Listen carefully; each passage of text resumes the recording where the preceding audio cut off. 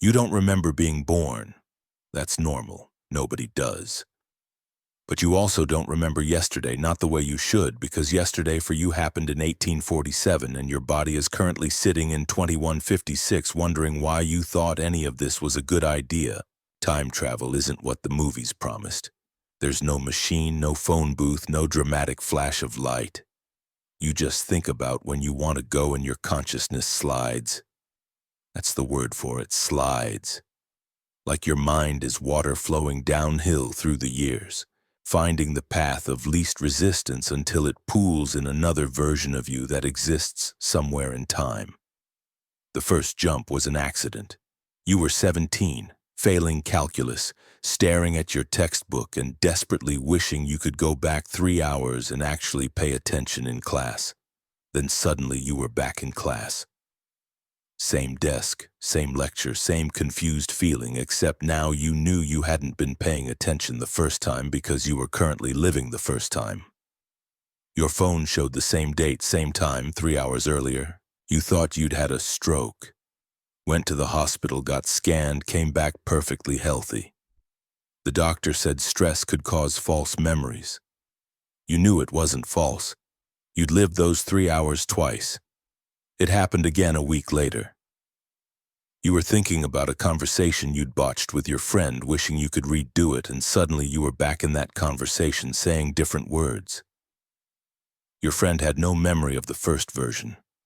Nobody ever does except you. That's when you started experimenting. Small jumps first. Minutes, then hours, then days. You learned the rules through trial and error, mostly error. Rule 1, you can only jump to times when a version of you existed. No visiting dinosaurs or meeting Shakespeare. Rule 2, you replace that version. Your consciousness overwrites theirs completely. They cease to exist and you take their place with all your future memories intact. Rule 3 is the one that changes everything. When you jump, the timeline doesn't split, it rewrites. Every single person, every single event adjusts to accommodate the changes you make. Rule 4, the one you discovered last, is that you can't change the big things. Kennedy still gets shot. The Titanic still sinks. 9/11 still happens. You tried. God, you tried. But the timeline has momentum, weight, and certain events are so massive that trying to stop them is like trying to redirect a river with your bare hands. The water just flows around you, so you got smaller, more personal. You went back and aced every test, got into the perfect college, said the right things to the right people at the right times, built the perfect life through 10,000 tiny adjustments, each one requiring you to live through years of your existence multiple times until you got it exactly right.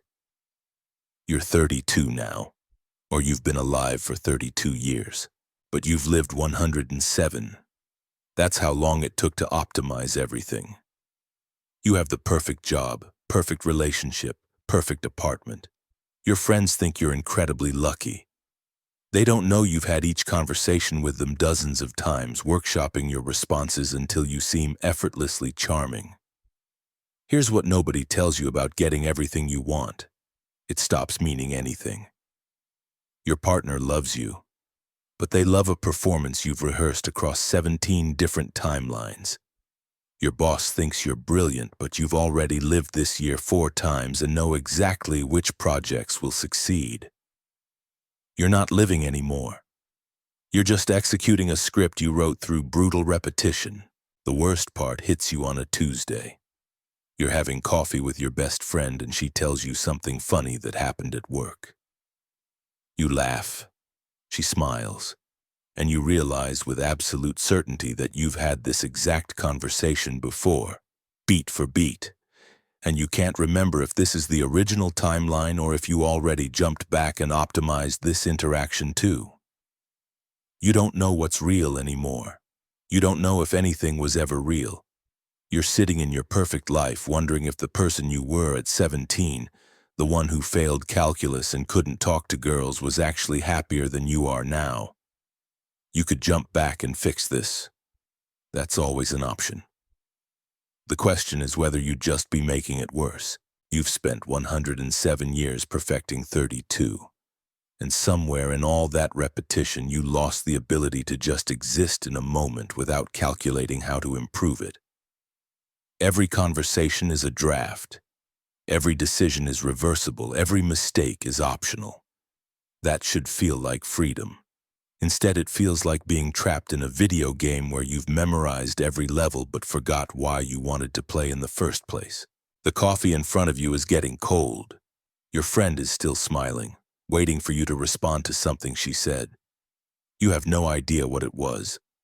You are too busy trying to remember if you've already optimized this timeline or if you still have room to make it better.